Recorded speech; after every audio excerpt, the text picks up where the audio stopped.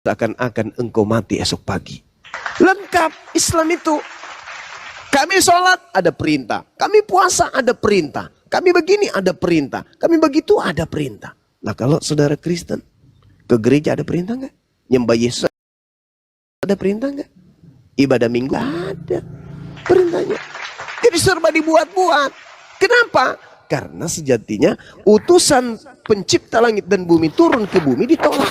Yesus datang hanya untuk Bani Israel, Musa datang hanya untuk Bani Israel.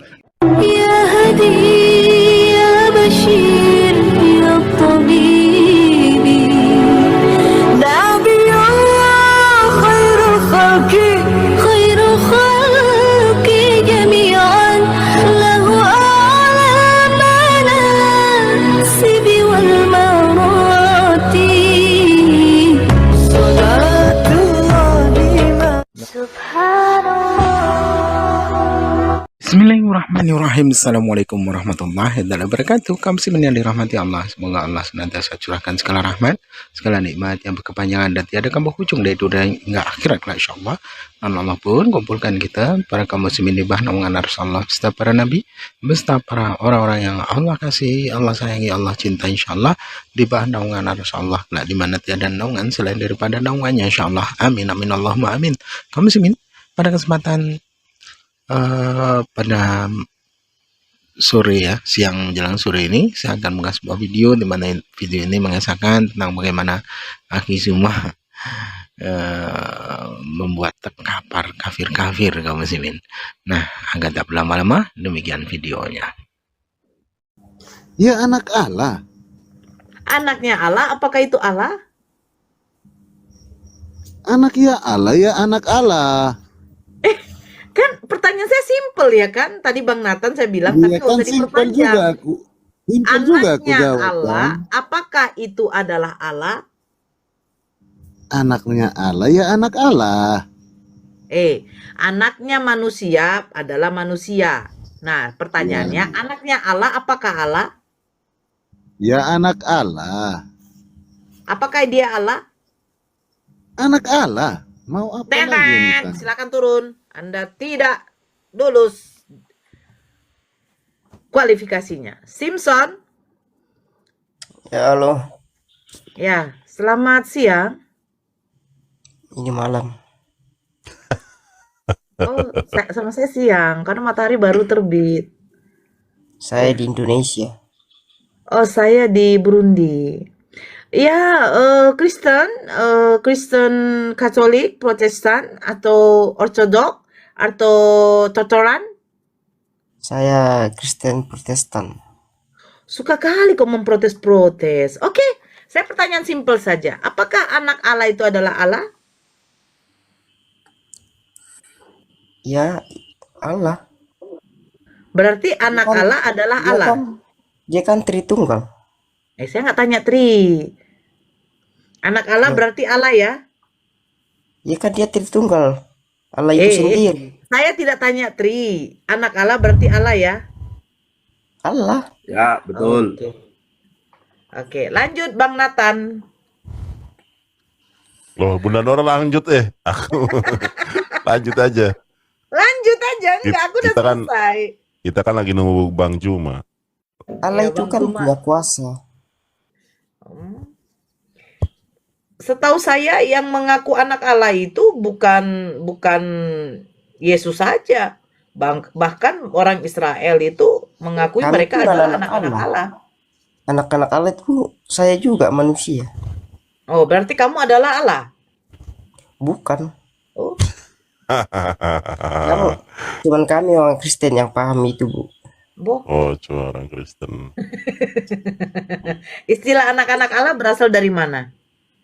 Dari Bapa. Bapa Dari itu yang Maha Kuasa, dia menurunkan Isa, tapi Isa itu Tuhan juga. Kalau orang Muslim bilang Isa, kami bilang Yesus. Yeay. Silakan Bang Nathan. Oh, ya. Yesus adalah Allah. Iya, Yesus adalah Allah. Di mana Yesus menyatakan dirinya adalah Allah? di dalam Alkitab. Di dalam Alkitab mana? Coba di Injil mana Yesus menyatakan diri sebagai Allah? Saya tidak terlalu pintar dengan Alkitab. Tidak terlalu pintar. Hanya orang Kristen yang tahu. Hanya orang Kristen yang tahu.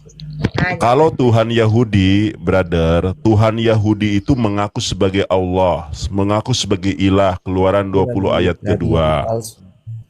Kalau Tuhan Yahudi itu minta disembah, Keluaran 24 ayat 1. Jadi kenapa orang Yahudi tidak pernah berantem, tidak pernah berselisih pendapat tentang siapa Tuhan mereka? Karena Tuhan mereka dengan terang mengatakan dirinya adalah God. Ya, Tuhan Yahudi menyatakan dirinya adalah Allah. Kalau Tuhan Kristen yaitu Yesus, Yesus di mana menyatakan diri sebagai Allah? Dan di mana Yesus memerintahkan manusia untuk menyembah dirinya sebagai Allah. Makanya kisah Bunda Maria di dalam keempat gospel itu sangat-sangat minim informasi. Tidak pernah Bunda Maria menyembah Yesus. Tidak pernah Santo Yosef menyembah Yesus, nggak pernah ada. Bahkan 17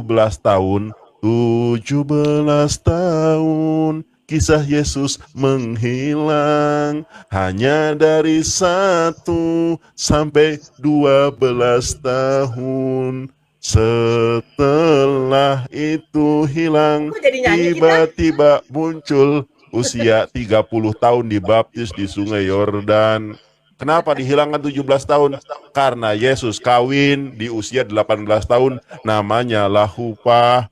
Yesus punya istri 3, poligami, namanya Maria Magdalena, Marta, dan Maria dari Betania. Itu istri-istri Yesus. Yesus poligami. Mana dalilnya? Orang itu nggak pakai dalil. Orang itu bebas. Satu-satu. Loh, satu-satu, royokan. Mana dalilnya, Bang? Royokan. Satu-satu. Abang, begini, Bang. Iya, ditunjukkan, tapi diam, ditunjukkan, diam. Kaum apa lah orang ini? Udah diam aja, kau aja nanti ditanya tentang Bible-mu nggak tahu kau. Di mute. Silakan, Bang Nathan. Ya udah ada Bang Juma belum nih? Gurunda? Itu pasti mute-nya dibuka. Oke. Saya nggak enak kalau dituntaskan ada. aja dulu itu. Iya, dituntaskan. Iya, Yesus kawin, Wahyu 19 nomor 7. Coba dibaca. Yesus kawin. Marilah kita bersukacita. Marilah kita bersorak-sorai, marilah kita bersukacita karena hari perkawinan Yesus telah tiba dan pengantinnya telah siap sedia. Siapa pengantin Yesus? Umat Kristen. Apa sih? Sekarang saya tanya kepada Bunda Nora deh. Bunda, kalau kawin itu apa di dalam KBBI? Kawin itu percampuran antara laki-laki dan perempuan. Kawin itu memasukkan alat vital laki-laki kepada alat vital perempuan. Itu kawin. Sensor Itu makanya saya tidak berani ngomong itu, makanya saya bilang percampuran. Aku kan pakai sensor. Aku nggak menyebutkan itu, nggak menyebutkan itunya. Alat vital laki-laki memasuki alat vital perempuan. Itu namanya kawin. Abang, gini Bang, Abang kan bilang Yesus punya istri ya. 3 katanya Bang ya. 3. Nih saya tunjukkan. Mau nyamakan kayak Muhammad yang banyak istri ya Bang? Loh, saya tunjukkan kalau Yesus itu istrinya 3, brother. Saya Begini, tunjukkan Bang. ya, ntar. Ya, Kami begini itu, mau Bang. saya tunjukkan kok begini. Oh iya, monggo Saya tunjukkan Bang. dulu, saya tunjukkan dulu, ya. Monggo Pak. Kayak Sabar. lagu Madu 3. Menurut Bisanya kawinin anak bocil. Alah, Simpson. Kau makanya baca juga kitabnya orang Yahudi. Itu enaknya mayoritas ya. Bocil dikawinin. Papain kah masuk itu? apa sih malah kejang-kejang sih gimana sih? Ibu mau kah di Mana datanya Bang? Saya minta data. Sabar saja. sabar dulu. Oh, tanya Bang Suma paling yang tahu Bang. Ibu mau Iya, Bang Juma lebih hebat dari saya. Sabar Iya. ya.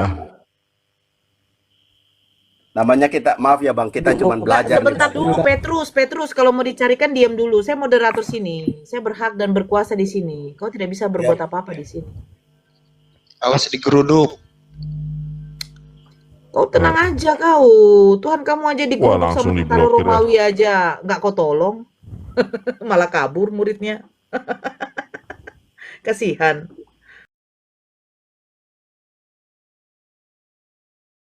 Kasihan ya. Itu kan Bang Andi, itu juga. video yang dikirim Gerunda ke grup WA dikirim dong.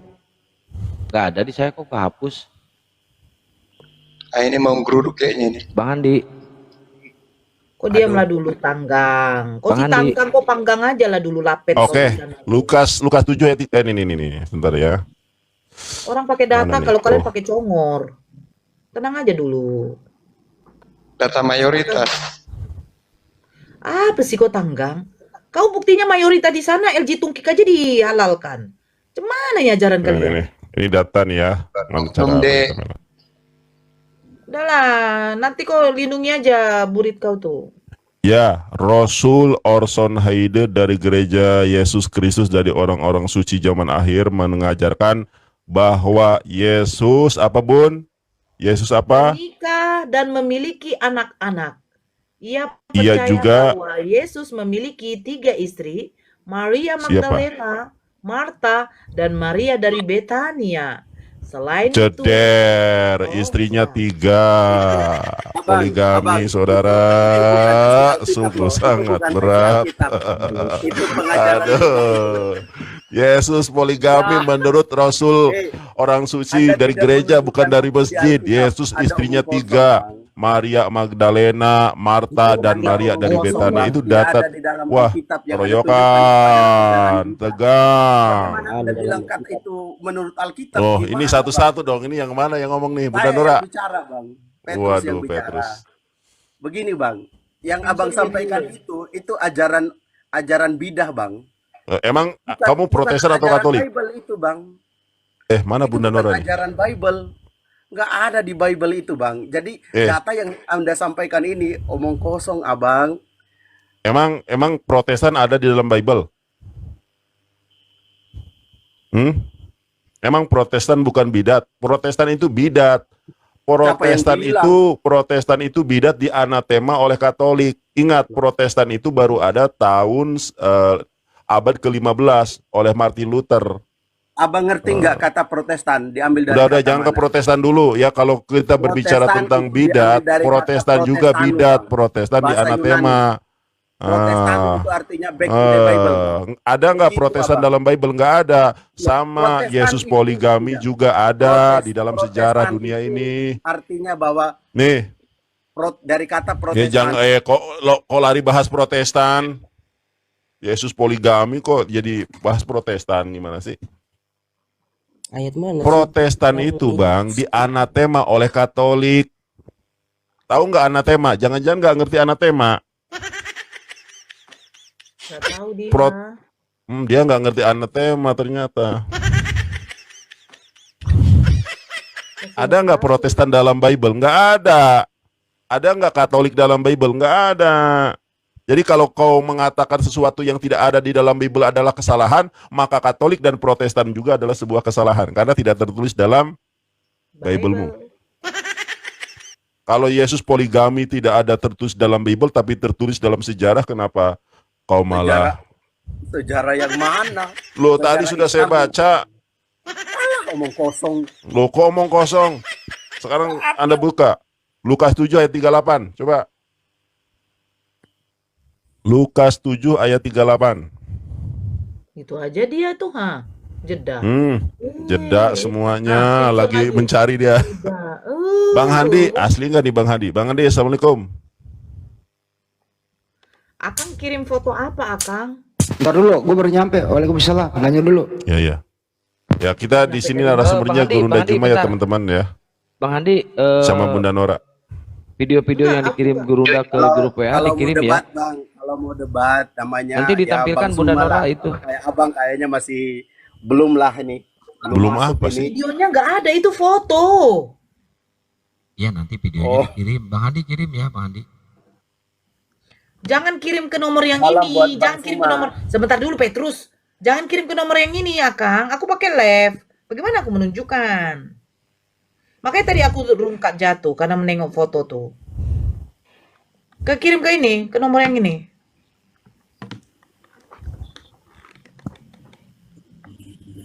Gini, Kalau Petrus. Muhammad ya oke. Ngomong apa sih lu, Petrus? Enggak, kau larikan ke Nabi Muhammad. Itu Yesus itu keturunan sampai ke Daud Poligami. itu kira-kira istri Daud yang keberapa? Yang langsung lahir, yang langsung nasabnya sampai kepada Bunda Maria. Kamu tahu istri yang keberapa? Kira-kira ibunya Bunda Maria ini istri keberapanya Daud, gitu loh. Salah sejarah itu. Kan? Dia cari, kan? Macet. Pada kesimpulannya ini loh, kalau boleh ngomong, kalau Nabi itu ya wajar-wajar istrinya melebihi dari satu. Ya Nabi, tapi kalau Tuhan beristri gimana? Kan nggak wajar kalau Tuhan punya istri. Itu Ada Tuhan masalahnya. beristri. Gitu. Nggak Ya, ada terus data Yesus, yang berdoa- menurut kamu Yesus itu Tuhan apa bukan? Tuhan Ah, boleh nggak Tuhan punya istri? nggak boleh, Nggak Yesus punya boleh. istri nggak? nggak ada. Itu dia kawin di surga. Wahyu 19 nomor 7. Itu nanti Bang, artinya perjamuan kawin itu bukan Nanti. Ya udah lanjut. Kan kelar. Cepat kan kalau gua lanjut. bukan nanti. Bang Ardi, naik dong Bang Ardi. Nanti bantu di share Yang itu lebih video yang pintar lah dikirim kalau di mau grup ngajak Gurunda diskusi. Bang Ardi. Apa sih? Jadi Yesus kawin, Pak teman-teman. Petrus, menurut Anda itu Yesus itu manusia normal atau tidak normal? Manusia normal. Normal. Normal itu berarti dia suka terhadap perempuan apa tidak? Tidak menjadi satu ukuran dia suka perempuan atau tidak. Buktinya Ya Imam kan saya lagi Katolik nanya. punya istri juga nggak masalah. Saya ini, dengerin dulu ya. Saya ini laki-laki normal. Tetap melihat perempuan pasti ada rasa suka. Itu normal. Kalau Yesus bagaimana nasibnya? Kok dia? Yesus itu tidak tertarik maksudnya untuk melakukan hubungan-hubungan duniawi, Bang. Oke, Seperti yang Muhammad lakukan, Berarti- berkelamin apa bernikah. Berarti Yesus nggak Enggak. normal dong kalau begitu. Saya mau tanya sekarang. Nggak usah nanya, Yesus Apakah normal apa semua- enggak? Normal. Oke, kalau normal kenapa dia nggak menikah? Saya mau tanya, apakah syarat untuk normal itu harus menikah? Iya, laki-laki itu wajib menikah, bro. Ini karena di otaknya hanya seks ya kayak gini hasilnya. Ya kalau nggak ada begituan, Sampai surga pun di- kalau nggak ada yang sampai begitu di ya, surga pun kan pikirannya normalnya dengerin. surga itu kan harus ada. Kalau nggak ada yang begituan, kamu nggak punya Tuhan, bro. Nabi Daud itu begituan, kemudian dengerin. Nabi Daud itu begituan, terus kemudian ada Bunda Maria. Bunda Maria melahirkan Tuhanmu. Jadi memang harus ada begituan, bro. Gimana? Yesus itu di Al-Quran juga. Yesus di Al-Quran juga bukan hasil suami Nggak istri. ada kok. Yesus di Al-Quran, nggak ada Yesus di Al-Quran. Isa yang kalian Isa itu. Ya memang sama, nggak sama dong. Enggak jelas ini. Petrus, bisa kapan sih kamu bisa pinter?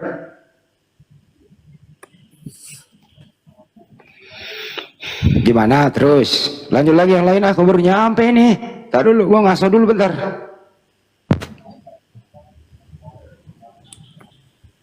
Inilah mengatakan katanya bilang Yesus punya istri, nggak ada datanya. Yang ditunjukkan bukan Alkitab lagi. Itu sudah bukan Alkitab. Kalau itu. tentang Coba di dalam Lukas 7 ayat Maria 38 coba Magdalena dibuka. itu dengar dulu saya Lukas jelaskan 7 ya. ayat Maria, 38 dibuka, brother. Lukas Pisang 7 ayat ini dengar dulu ya. 38. Pandangan Saya bisa jelaskan diubah tentang suaranya Maria masih. Magdalena itu Katanya ya. nggak ada dalam Pandangan, Alkitab. normalin dulu Saya suaranya. jelaskan tentang Maria Magdalena. Emang kenapa suaraku? Itu lagi ngerobot. Maria itu. Masa sih ngerobot? Iya. Enggak. Coba. Sekarang masih. Ya udah normal. Halo. Masa suaraku ngerobot sih? Ah, Gak suka Bang Andi dengernya mungkin. Nah, gimana sekarang? Aman? Mohon maaf ya, sesuai dengan Apa sih? Coba Lukas 7:38.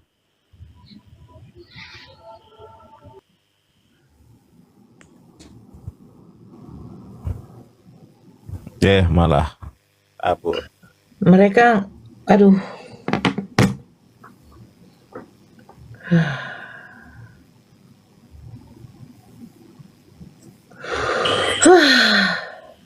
Itu dijelaskan bahwa Maria Magdalena itu baru mengenal Yesus ketika Yesus pelayanan. 30 tahun dia mulai melayani kan. Baru dia ketemu Yesus. Kok bisa ada Tuhan jadi pelayan, Bang? Rendah banget itu Tuhan jadi pelayan. Mestinya Tuhan itu dilayani, Bang. Kok jadi dia melayani? Gimana sih Abang ini? Itulah hebatnya kami punya Tuhan. Jadi saking hebatnya dia jadi pelayan ya. Oke, pertanyaannya Bang, siapa aja kah yang dilayani oleh Yesus? Silakan Bang. Panggilan. Mohon Bang, siapa aja yang dilayani oleh Yesus? Layani bukan berarti layani dalam otak kalian seperti lakukan Loh, seks tadi ya. Anda bilang melayani. Anda sendiri yang ngomong Yesus melayani. Tidak selama identik dengan lakukan seks loh. Saya Begini loh, enggak, saya akui bahwa saya nggak akui ke sana. di Kenapa dalam sih Anda ngeres aliran terus? itu sebagai Islam, Pertanyaannya hukumnya kan hanya selalu sederhana hubungan, adalah gitu ya. Anda tadi mengatakan Yesus itu melayani. Ya, pertanyaannya siapa saja yang dilayani oleh Yesus? Silakan. Melayani apakah konteksnya hubungan seks? Enggak, saya nggak ngarah ke sana. Kamu aja yang ngeres. Dari tadi nggak ada ke situ. Nggak ke situ gitu loh. Kalau begitu, saya tanya, apakah Yesus pernah melayani tentara Romawi? Silakan. Nggak ada tuh. Yesus Oke, berarti melayani. kalau begitu siapa aja yang dilayani oleh Yesus? Silakan. Yesus melayani 5.000 orang, memberikan makan, ada di dalam di Alkitab. Jadi Yesus pernah jadi pelayan 5.000 orang ya. Memberikan makan dan gitu. Baik. Waktu Yesus melayani 5.000 orang, Yesus itu Tuhan atau bukan Tuhan? Waktu dia jadi pelayan. Dia tidak sadar ini kalau Tuhan itu. Jawab. Nggak ngerti bahasa Indonesia. Dengerin pertanyaannya. Waktu Yesus melayani 5.000 orang, pertanyaannya adalah, waktu Yesus melayani, apakah dia Tuhan atau dia pelayan? Silakan.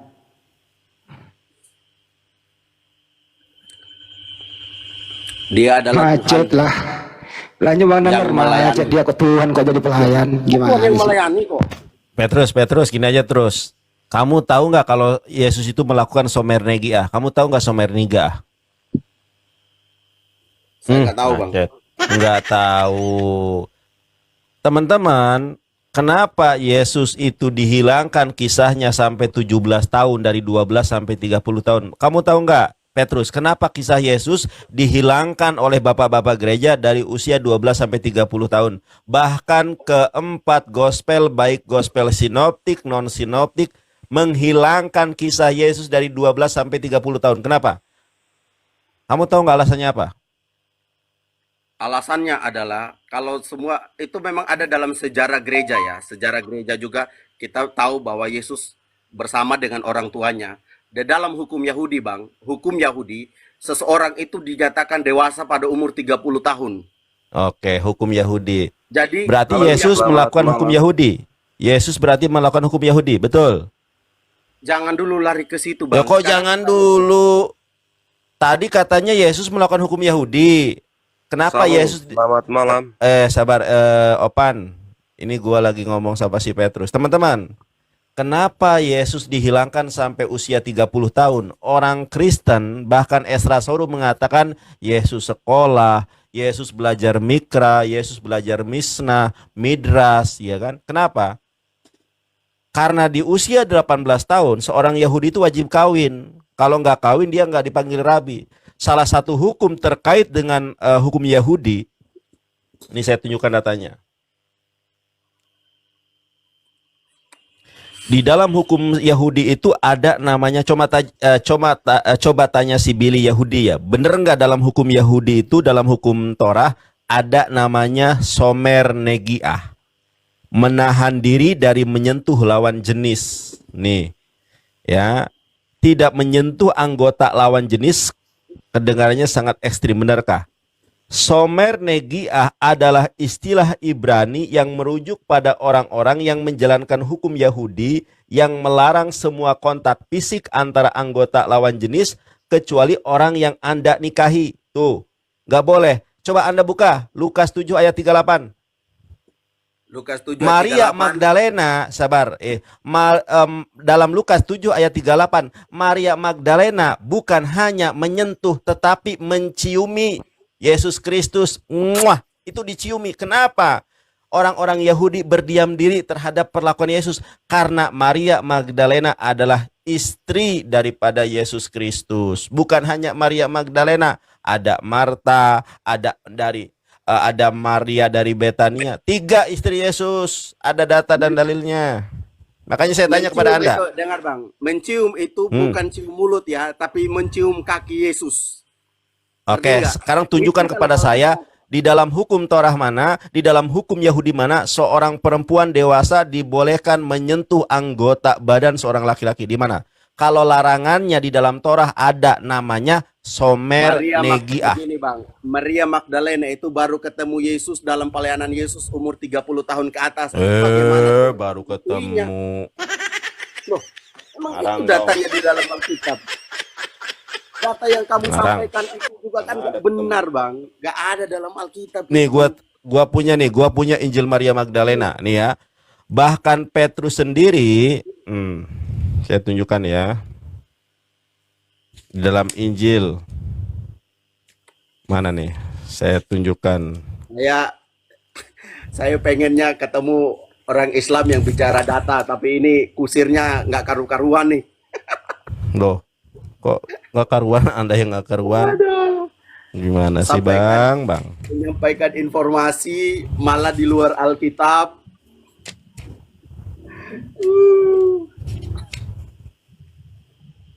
Bang, nih aku tunjukkan nih. Aku tunjukkan Injil Maria Magdalena. Pendetamu saja belum tentu punya, gua punya, ya. Udah ada Bang Juma belum ya, teman-teman? Sebelum kita nunggu Gurunda Juma, kita lihat nih. Ulasan Injil, sabar. Iya, Gurunda Juma ada. Tunggu ada Bang Suma baru saya ikut. Iya, sabar ya. Ulasan Injil Maria Magdalena. Ini saya tunjukkan ya teman-teman, Injil Maria Magdalena ayat 1 sampai 6. Petrus berkata kepada Maria, "Kami tahu cinta guru terhadapmu beda dari cintanya terhadap wanita-wanita yang lain. Beritahukan kami apa saja yang dapat kau ingat dari apa yang pernah disampaikannya kepadamu, sesuatu yang kami belum dengar sebelumnya." Petrus dapat merasakan kekuatan Maria. Ia dapat merasakan kekuatan setiap kata yang terucap olehnya. Ia pun sadar bahwa kekuatan itu karena cinta sang guru terhadapnya. Nah, teman-teman, kalau kita belajar kitab Ulumul Hadis atau Mustalahul Hadis, itu banyak juga sahabat yang bertanya kepada istri Rasulullah SAW, Aisyah radhiyallahu anha. Bahkan Abu Bakar pernah bertanya sama Aisyah, "Wahai Aisyah, beritahukan kepadaku apa yang dilakukan oleh Rasulullah dan aku belum melakukannya." Kata Aisyah radhiyallahu anha, setiap pagi Rasulullah SAW menyuapi kakek-kakek Yahudi tua renta di pasar. Sama, Petrus juga begitu. "Wahai istri Yesus, wahai Maria Magdalena, beritahukan kami apa yang dikatakan Yesus yang kami belum pernah mendengar sesuatunya dan kamu pasti tahu tentang itu." Ini sama kalau dalam Ulumul Hadis atau Mustalah Hadis. Jadi sahabat bertanya kepada istri Rasulullah. Ya. Petrus juga bertanya kepada istri Rasulullah Isa atau Yesus. Apa yang kau katakan terkait itu? Makanya Injil Maria Magdalena diapokripakan. Makanya usia Yesus dari 12 sampai 30 tahun dihilangkan. Karena pada usia 18 tahun Yesus wajib kawin. Makanya di dalam Somer Negiah 7 ayat 38, Maria Magdalena menciumi Yesus kakinya, itu nggak boleh dalam hukum Yahudi. Makanya di dalam hukum Islam, tanya Pak Ustadz, ada hadis yang mengatakan begini, ditusuknya salah seorang di antara kalian, kepala kalian dengan jarum besi, lebih baik daripada menyentuh wanita yang bukan mahram. Itu dalam Islam. Dalam Yahudi juga sama. Menyentuh wanita yang bukan mahram, menyentuh laki-laki yang bukan mahram, itu dihukum dirajam. Kenapa Maria Magdalena tidak dirajam? Kenapa Yesus tidak dirajam? Karena itu suami istri, jeder. Udah. Bingung, Otan. Udah ada Gurunda Juma belum? Gitu. Mana si Petrus? Loh, kabur si Petrus.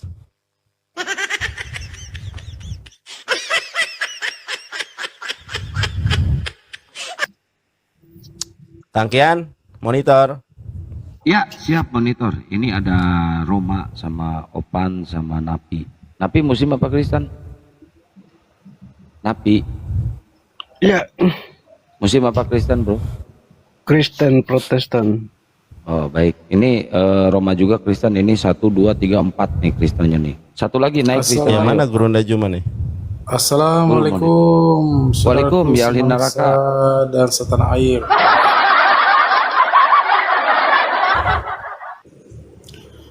Om Swastiastu, nama Buddhaya, salam kebajikan, rahayu. Itu edis DP palsu itu. Oh, pansos doang, di bawah aja ya. Jadi syarat menjadi rabi ya Bang Dandar ya, itu harus menikah ya. Iya, makanya Yesus dihilangkan usia. Coba dilihat nanti aku tunjukkan kalau mau ya. Rita Wahyu aja mengaku itu. Mau aku tunjukkan? Nih, gua tunjukkan nih. Catat ya, Tan. Itu syarat orang Farisi, Bang. Orang Farisi. Sekarang gua tanya. Kenapa Yesus dihilangkan kenapa kisah Yesus dihilangkan dari 12 sampai 30 tahun? Nggak penting. Kok enggak penting? Ya penting lah. Itu usia yang sangat produktif loh. Usia yang sangat produktif, dia berbicara, berkata, bahkan dia mengajar. 17 tahun dibilang nggak penting. Sungguh sangat nekat. Yesus kan orang Yahudi. Yesus orang Yahudi. Dia besar di tengah-tengah bangsa Yahudi yang memiliki tradisi, yang memiliki agama. Dan orang tuanya juga taat agama. Ya kan? Jadi ya dia mengikuti tradisi Yahudi. Nah, mengikuti tradisi Yahudi, betul. Terus pada umur 30 tahun baru dia tampil menjadi guru. Itu mengikuti hukum Yahudi. Sekarang saya tanya, hukum Yahudi bagi laki-laki dewasa yang sudah berumur 18 tahun hukumnya bagaimana? Nggak ada. Kita tunjukkan teman-teman ya. Dia tadi mengatakan bahwa Yesus mengikuti hukum Yahudi sehingga baru muncul usia 30 tahun karena hanya umur 30 tahun lah orang boleh pelayanan. Kita tunjukkan sekarang. Ya, kita lihat nih, usia 18 tahun Yesus kawin. Nah, saya tunjukkan. Ntar dulu ya. Sambil nunggu Gurunda Juma. Losing years.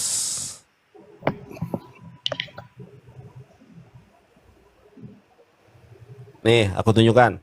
Mana Gurunda Juma belum ada juga ya? Loh, kok nggak ada? Kang Kian. Kepental kayaknya, kepental. Ntar naik lagi.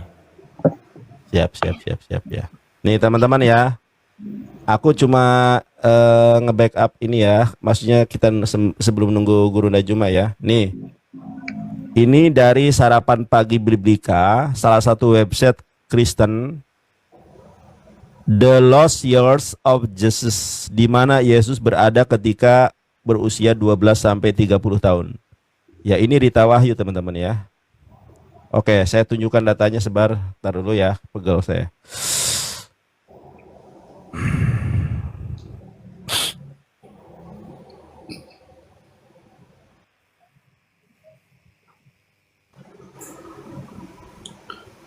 Nih teman-teman nih ya. Baru tunjukin dari Ini kitab sabar brother. Ini dalam Pirkei Avot loh, Torah ini. Nah, ini kan yang Anda katakan tadi, dan mulai usia 30 tahun baru boleh mengajar di depan umum. Tuh, Anda sudah mengikuti hukum Torah, hukum Yahudi. Kita lihat nih sekarang. Bandingkan dengan Pirkei Avot. Hu hayah Omer, dan ia berkata, Ben Hamesanim Lamikra. Pada Yesus usia 5 tahun dia belajar Lamikra. Kalau Islam itu belajar Iqra ya, makanya sama ini kata-katanya dari Qoro'a. Kemudian Ben Eser Lamisnah, pada usia 10 tahun dia belajar Misnah. Ben Selos Esreh Lamispot. Lamispot itu kalau dalam Islam akil balik ya. Lamispot itu anak hukum. Ben Hamesh Esreh La Talmud, pada usia 15 tahun dia belajar Talmud. Ben Semone Esreh Lahufah. Apa itu Lahufah? Kawin. Kita coba lihat terjemahannya. Pada usia 5 tahun mempelajari kitab suci atau Lamikra. Pada usia 10 tahun belajar Misnah. Pada usia 13 tunduk pada perintah-perintah atau Lamispot. Pada usia 15 mempelajari Talmud. Pada usia 18 kanopi pengantin atau lahupah, Yesus kawin. Makanya kenapa di dalam gospel Anda, di dalam Bible Anda, kisah Yesus itu dihilangkan karena Yesus kawin di usia 18 tahun.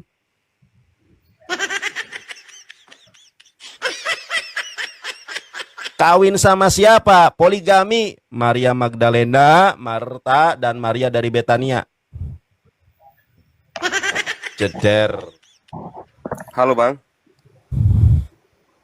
Halo, ganti lagi. Terlalu nekat kamu memfitnah Bang Nanda. Loh, terlalu nekat. Ini datanya dari Rita Wahyu kok aku dibilang memfitnah. Sungguh sangat nekat. Selamat malam Bang Nandar. Dari Rita Wahyu aku dibilang memfitnah. Itu buka sendiri aja kalau nggak percaya. Kok aku yang memfitnah? Itu kan Rita Wahyu gimana? Itu memang website Sarapan Pagi punya Rita Wahyu yang sebagai seorang dosen biblika. Tapi nggak semua apa yang ada di website itu merupakan suatu suatu uraian yang memang bersesuaian dengan kitab suci. Bisa saja itu penyusup-penyusup yang memberikan tulisan-tulisannya di situ gitu loh. Sekarang gini, sekarang gua tanya satu hal aja. Gua tanya satu aja. Gua tanya satu hal saja. Gua tanya satu hal saja. Ya makanya gua tanya satu hal saja. Anda mengatakan Yesus belajar Yesus boleh melayani itu pada usia 30 tahun, sumber dari Alkitabnya di mana? Coba. Yesus baru keluar 30 tahun baru boleh melayani itu usia 30 tahun. Di mana coba? Bahwa seseorang. Enggak, di mana itu ayatnya? Baca. Saya lupa. Lupa, saudara.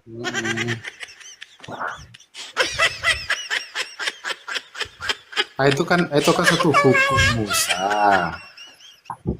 Lupa. Ya tapi itu ada, saya bisa cari. Di mana itu? Di mana coba? Enggak ada itu tertulis, itu enggak ada. Enggak ada, saudara. Yang ada 12 tahun ke sinagog ada. Udah Bang Hadi di backup dulu lah. Oten-otennya Barhlul. Diperbolehkan untuk tampil jadi di muka umum pengajar itu. Bang Roma. Jadi habis 12 tahun public figure. Dengerin dulu Bang Roma. Bang Roma. Tahun. Ya, habis 12 tahun. Mereka yang dipanggil untuk pergi berperang juga 30 tahun. Dengerin dulu. 12 tahun itu ada, 13 sampai 29 itu enggak ada. Ya, kalau 30 tahun itu mulai mengajar, di mana tertulis usia 30 tahun mengajar? Kan enggak ada juga. Kan gitu, Bro. Roma, syarat untuk menjadi rabi itu harus menikah atau tidak perlu menikah? Enggak perlu menikah, yang penting dia umur 30 tahun. Di mana itu tertulis? Itu di hukum Musa dibilangan ada itu. tradisi Yudaisme itu bro, sampai detik ini masih berlaku. Yesus kan takluk tuh terhadap aturan-aturan Yahudi, ya, bahwa syarat menjadi rabi atau guru itu harus menikah. Sampai detik ini masih berlaku gitu. Mungkin itu sesuatu yang idealnya, tetapi itu nggak absolut. Dalam artian, menurut kamu ada Yesus itu taat nggak terhadap hukum Yahudi? iya hukum Taat, Yahudi. baik. Enggak. Hah? Dia taat pada hukum Taurat. Kalau sunat itu hukum Taurat atau tradisi Yaitu hukum Yahudi? Taurat. Kenapa? Itu hukum Taurat. Hukum Taurat. Berarti Yesus taat terhadap hukum Taurat, betul? Iya, betul. Betul. Berarti kalau Yesus taat terhadap hukum Taurat, di hukum Taurat itu Tuhan itu berapa? 1 atau 2? Hukum Taurat itu panggilnya Bang Handi berapa? Ya saya tanya kamu dulu dong, Bang. Saya ulang ya. Hukum Taurat itu menyembah Tuhan yang mana? Tuhan pencipta langit dan bumi. Siapa namanya? Aku adalah aku. Itu bukan nama. Hukum Taurat itu taat menyembah satu Tuhan, betul? Betul. Shema Israel. Ya, oke, Shema Israel. Yesus itu taat terhadap hukum Taurat nggak? Iya. Berarti Yesus itu menyembah satu Tuhan, betul? Enggak. Ngapain dia menyembah dia sendiri? Ngaco. Berarti Yesus kalau nggak menyembah satu Tuhan, berarti Yesus nggak taat dong. Itu kan berlaku untuk manusia yang bukan Tuhan. Yesus itu manusia atau bukan? Itu nggak Roma, berlaku. saya tanya. Yesus itu di manusia. muka bumi ini, dengerin dulu. Yesus itu di muka bumi ini manusia atau bukan? Dia manusia. Manusia. Iya. Oke, manusianya Yesus ini taat nggak terhadap hukum Taurat? Taat Iyalah. Taat. Oke, kalau taat hukum Taurat, manusianya Yesus ini menyembah Tuhan atau tidak? Enggak. Bagaimana? Dia tetap Tuhan. Saya ulang nih ya. Manusianya Yesus ini taat terhadap hukum Taurat. Pertanyaannya adalah, apakah manusianya Yesus menyembah Tuhan? Silakan. Dia itu Tuhan, jadi dia nggak perlu melakukan menyembah. Yesus itu dengerin dulu, Yesus ini manusia nggak? Tetapi di dalam pengertian. Kalau kamu Roma, kamu kok mulai nggak nyambung? Saya ulang ya. Kamu nggak nyambung. Yesus Gitu, ini kamu- manusia atau bukan? Iya, Manusia. tetapi Udah cukup, penalaranmu. kamu udah jawab, jangan panjang. Iya. Kalau Yesus manusia, apakah manusianya Yesus taat terhadap hukum Taurat? Ya dia taat. Taat. Apakah manusianya Yesus ini taat menyembah Tuhan? Manusianya Yesus dengan natur ilahinya itu nggak boleh. Saya nggak nanya yang lain, saya nanya manusianya dulu. Apakah manusianya Yesus taat terhadap hukum Dia Taurat? nggak menyembah Tuhan. Jadi manusianya Yesus tidak bertuhan. Dia nggak menyembah Tuhan. Berarti manusianya Yesus ateis, tidak bertuhan ya? Iya, karena dia sendiri Tuhan. Oke. Oh jadi manusianya Yesus Tuhan? Iya, itu kan sudah melekat. Oke. Yakin ya manusianya Yesus Tuhan ya? Iya dong. Oke. Mulai di usia berapa itu? Manusia dengan ilahinya itu Di satu usia kesatuan di dalam mulai diri di usia Yesus. berapa? Dengarin dulu Roma. Di usia Satu berapa? kesatuan di dalam diri Yesus. Dengarin dulu. Di usia berapa Yesus mulai jadi Tuhan? Dia sudah dari sononya Tuhan. Oke. Siapa Tuhannya Maria waktu itu? Ya Tuhan. Tuhannya Maria siapa? Tuhan kalau bahasa itunya Elohim. Elohim. Tuhan kamu siapa? Tuhan Abraham, Ishak dan Tuhan kamu siapa Roma? Ya Elohim juga. Oh berarti Yesus bukan Tuhan. Dia Yesus Elohim itu Yesus itu adalah bagian dari Elohim itu sendiri. bagian. Jadi Elohim membagi diri. Iya, dia Ada berapa tiga. Tuhan itu kalau sudah membagi? Ada 3 pribadinya kan. Kalau Enggak, Anda Tuhan Bang kamu ada Andi, berapa sih? ini aja kita bahas-bahas terus. Aku udah jelaskan berkali-kali. Karena kamu nggak mau jujur, bro. Saya kasih lagi contoh nih. Oke. Halo. Yesus, Coba bentar dengar dulu, dulu, Opan, coba Opan, dengar bentar dulu. dulu. Halo. Saya mau Rongo Halo. dulu bentar. Sebentar ya sayang ya, Opan ya. Yesus itu waktu dia berdoa kepada siapa, Roma? Berdoa kepada Bapaknya di surga. Berat. Yesus waktu berdoa dia Tuhan atau bukan Tuhan? Dia Tuhan. Oke, jadi Tuhan berdoa kepada Tuhan. Oke, Ya. ada berapa Tuhan itu? 1. Tuhan berdoa kepada Tuhan. Ada berapa Tuhan? Makanya. Kok makanya? Jangan dulu ini saya tanggapi dulu. Jangan ditanggapi, tinggal dijawab berapa Tuhan. Enggak. Jangan kamu giring opini orang. Silakan diputar.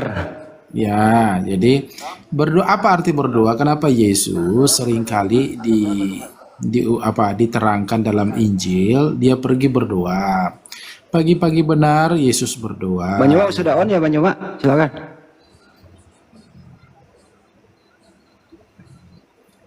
Lanjut terusin Roma. Terusin Roma. Lanjut.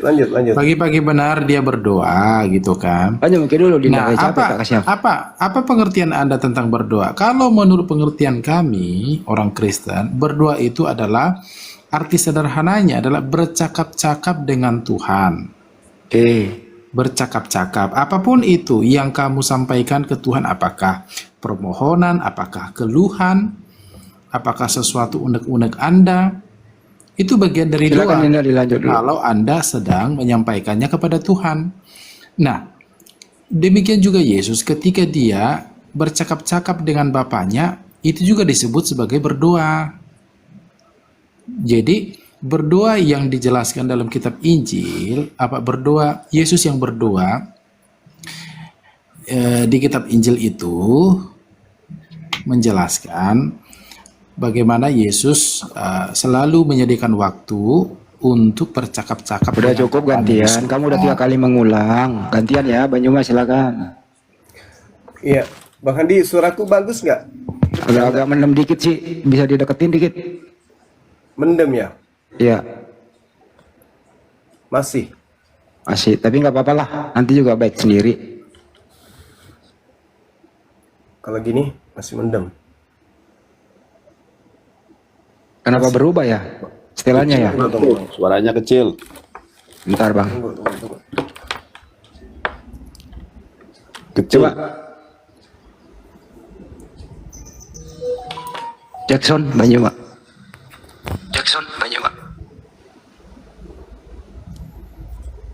Sabar dulu ya yang lainnya. Tes. Nah, udah mulai itu. Bagus. Udah, cukup. Mantap. Iya, Masya Allah. Iya, jadi menarik memang ya kalau orang di dalam gereja kuat. Kenapa kita nggak mau ke sana? Tidak ada rumah sakit ya, tidak ada yang sakit. Nggak ada rumah sakit. Apa yang kita cari coba? Allah menyiapkan alam yang begitu indah, semuanya serba lengkap. Kita dibahagiakan oleh Allah, kita diberi kesenangan, kita diberi kenikmatan. Kenapa kita nggak mau? Kenapa justru yang kita kejar itu surga yang ada makhluk yang aneh-aneh? Apalagi kalau pangerannya semua seperti Bang Suma. Oh Mama Emat.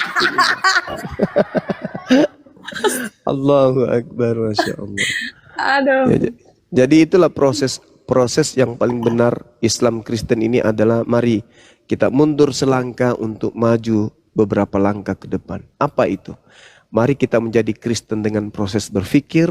Mari juga kita menjadi Islam dengan proses berpikir. Kita akan sampai kepada garis final. Apa yang akan terjadi setelah kita menggunakan akal dalam menapaki Quran, dalam menapaki Bible. Serahkan semuanya. Jangan sebut Tuhan yang umat Islam. Jangan sebut Allah. Jangan sebut Yesus. Tapi renungkan, teriakkan dalam hati. Wahai dikau pencipta langit dan bumi, beri aku petunjuk. Jika jalanku ini sudah benar, berikan aku pemikiran yang sehat. Wahai dikau yang menciptakanku, pemilik aku, yang memiliki aku, yang telah memberikan hidup padaku. Jangan dulu sebut Tuhan Allah atau Yesus. Jangan.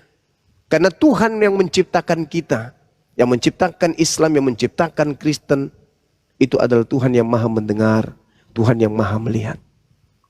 Pasti itu. Karena pencipta langit dan bumi pasti maha kuasa, pasti maha mengetahui. Maka panggil aja dia. Jangan ke masjid, jangan ke gereja. Duduk. Berpikir, renungkan, bangun tengah malam. Pada saat kita ke kantor, pada saat kita lagi duduk, renungkan. Apakah ini sudah benar? Kalau di Islam kan jelas tuh. Mereka ibadah, Allahu Akbar. Wahai dikau yang maha besar. Asyhadu an la ilaha illallah. Aku bersaksi tiada Tuhan selain Engkau. Wa asyhadu anna Muhammadar Rasulullah. Karena kita tidak mau taklid buta, karena kita tidak mau mengada-ngada, karena kita tidak mau asal-asalan, kita tidak mau doktrin dan dogma, maka harus ada wakil untuk dari langit ke bumi untuk mengajarkan manusia pedoman. Maka aku bersaksi bahwa yang menjadi pembawa pedomanku adalah Nabi Muhammad SAW. Hayya 'alas shalah. Mari kita tunduk sujud menyembah kepada Dia yang menciptakan kita.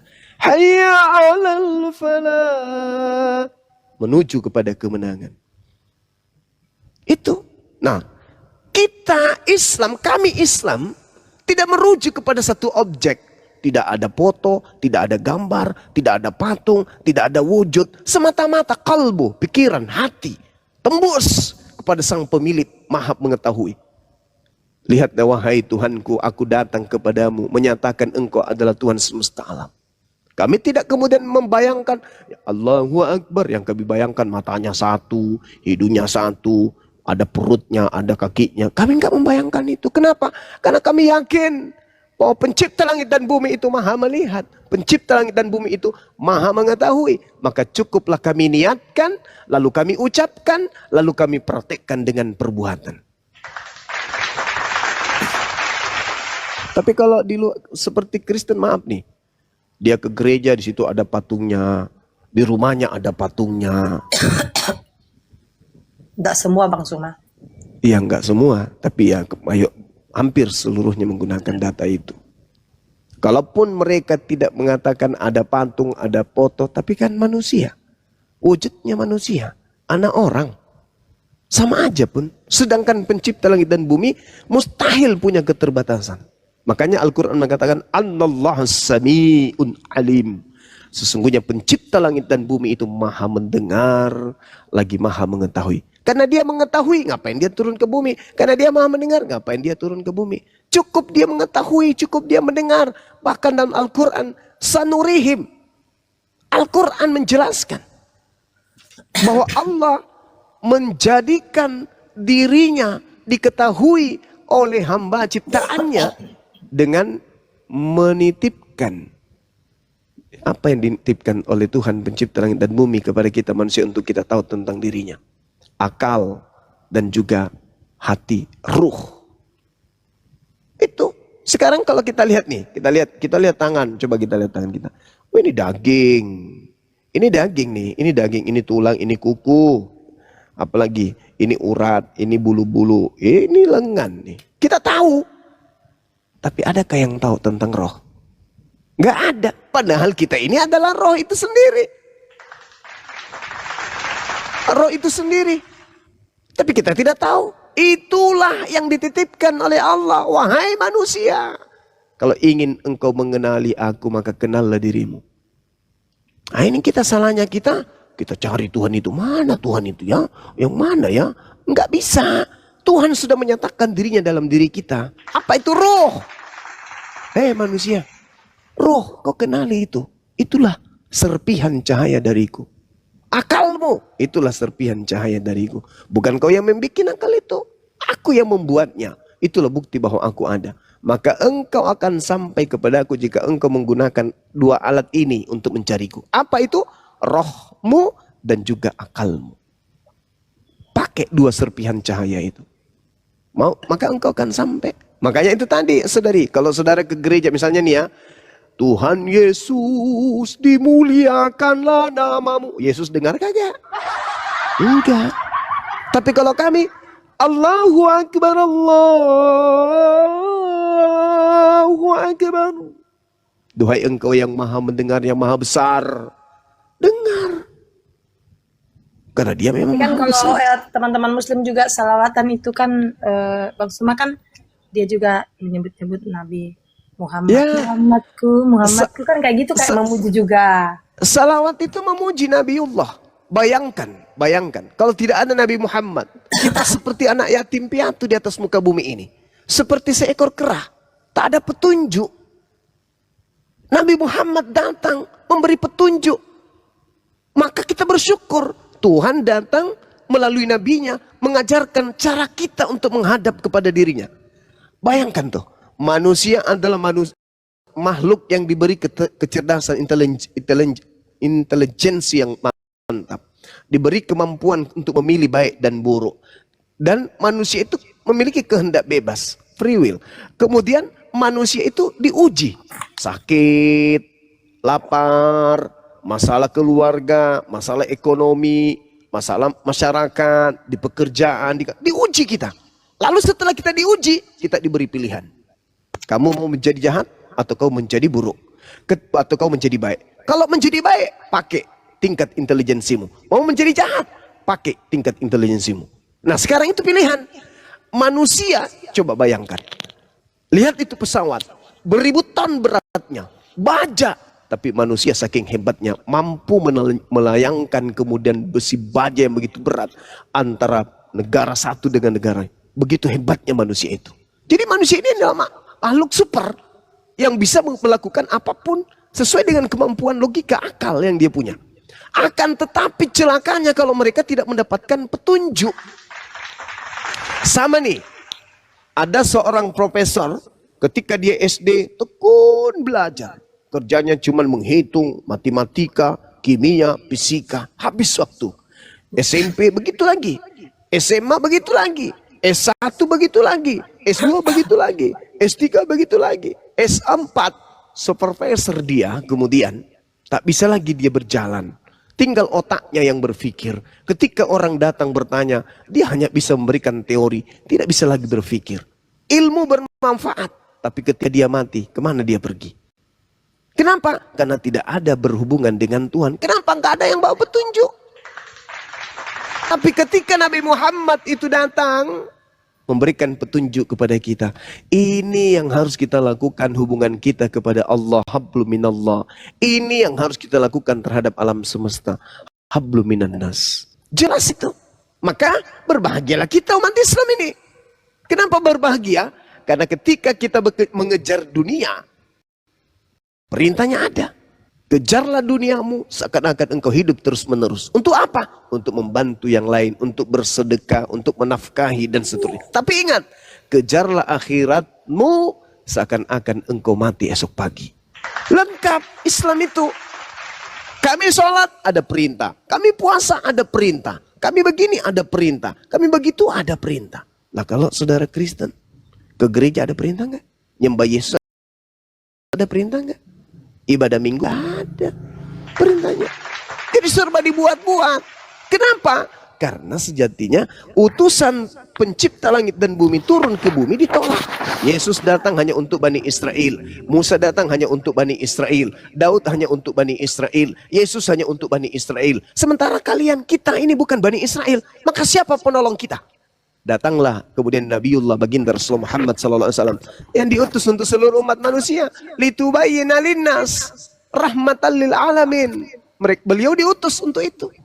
Jadi sejatinya beliau diutus untuk seluruh umat manusia setelah dia datang dan sampai hari kiamat. Saudara-saudara menolaknya, malah mengikuti oknum yang tidak diajarkan untuk diikutin. Sekarang kalau saya tanya nih, wahai saudaraku Kristen, adakah Yesus mengajarkan untuk diikuti? Oh, kami pengikutnya. Pengikut siapa? Coba tunjukkan kepada kita, silakan. Mana dalilnya? Tunggu dulu Bang Sumaya. Hal mengikut Yesus. Iya. Dalam Matius 28. Matius. Ya, di sini kan banyak dijelaskan bahwa Yesus sendiri mengatakan siapa yang percaya kepadaku, berarti dia percaya kepada Bapa yang mengutus aku. Bagus. Nah, di sini saya melihat bahwa teks ini mengatakan bahwa Yesus dan Bapa yang mengutus Yesus itu sendiri adalah satu kesatuan yang tidak bisa terpisahkan. Seperti itu. Misalnya gelas tidak akan bisa berfungsi kalau tidak ada air yang kita masukkan ke dalam gelas, ya. Jadi saya melihatnya seperti itu, Bang Suma. Terus soal hal mengikuti Yesus, ya jelas di dalam beberapa teks Alkitab bahwa ikutlah aku, ya barang siapa yang mengikut aku dia harus memikul salibnya dan seterusnya. Itu kalau dalam tulisan yang ada di Bible, Bang Suma. Jadi ada dalilnya. Tapi kalau teman-teman Muslim mengatakan Yesus sendiri tidak mengatakan ikutlah aku, percayalah kepada aku, ya saya tidak tahu itu, Bang Suma. Tapi kalau dalam Bible sendiri itu ada. Oke. Ikutlah aku. Baik. Jadi gini, kita ini orang Sulawesi, ya orang Indonesia lah pada umumnya, memiliki tingkat kecerdasan rata-rata kan ya. Ketika berbicara mengenai konsep kepercayaan, keyakinan, sejatinya kita harus mendudukkan perkara demi perkara pada tempatnya. Maksudnya gimana? Yesus datang sebagai guru. Di mana dia mengajar? Di kampusnya.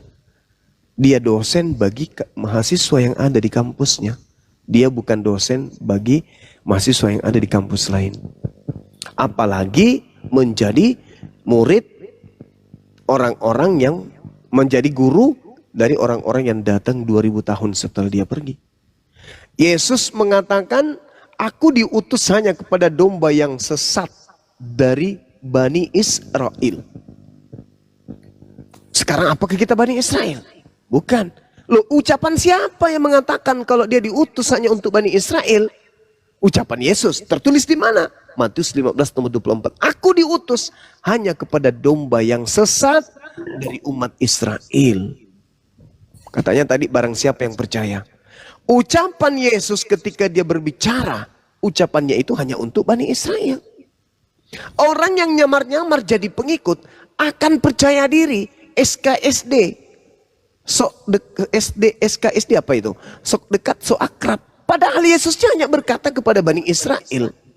Aku diutus. Ketika dia mengatakan, aku berkata kepadamu. Bukan berkata kepada di luar Bani Israel.